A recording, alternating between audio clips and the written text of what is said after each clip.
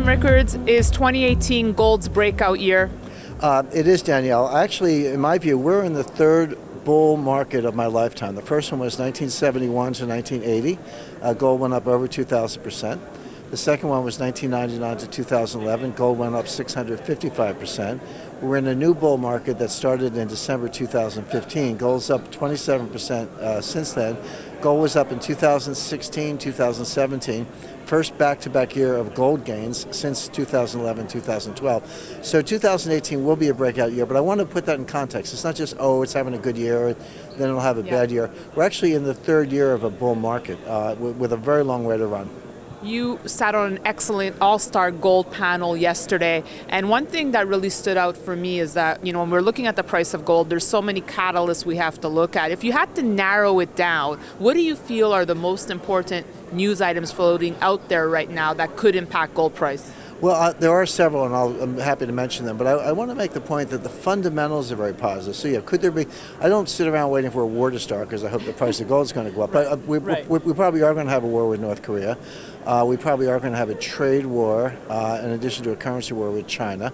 If the Democrats take the House of Representatives, they're going to go right to impeachment proceedings. I don't do politics, but I do economics. But every now and then the politics and the macros, the news cycle impinges on the economics. So I don't know what's going to happen in the elections in November, but I do know that if the Democrats win, they're going to go straight to impeachment proceedings.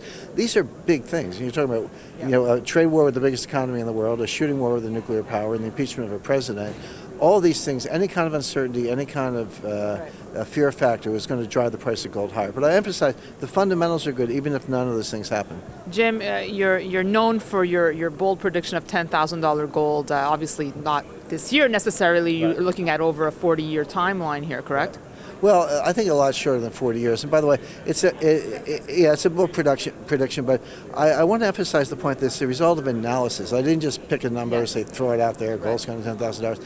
That is approximately the implied non-deflationary price of gold in a gold-backed monetary system. So if you have a liquidity crisis or a financial panic of the kind we had in 2008 or worse, which I expect, you can already see that coming, and then it's called the global elite, so the IMF, the central bankers, the G20 heads of state, finance ministers, they've got to put Humpty Dumpty back together again. They've got to restore confidence in the international monetary system.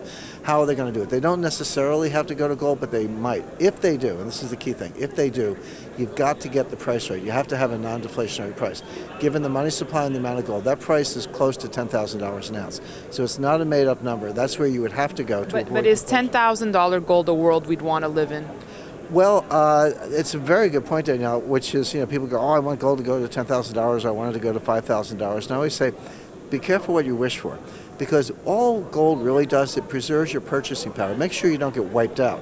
But if gold is $5,000, oil's probably $400, and the price of everything is doubled or tripled. So it will preserve your purchasing power. You're not necessarily ahead of the game, but importantly, you're not behind the game. And when everyone else is getting wiped out, your wealth is still intact. Jim Rickards, thank you so much for your thoughts today. Thanks, Danielle.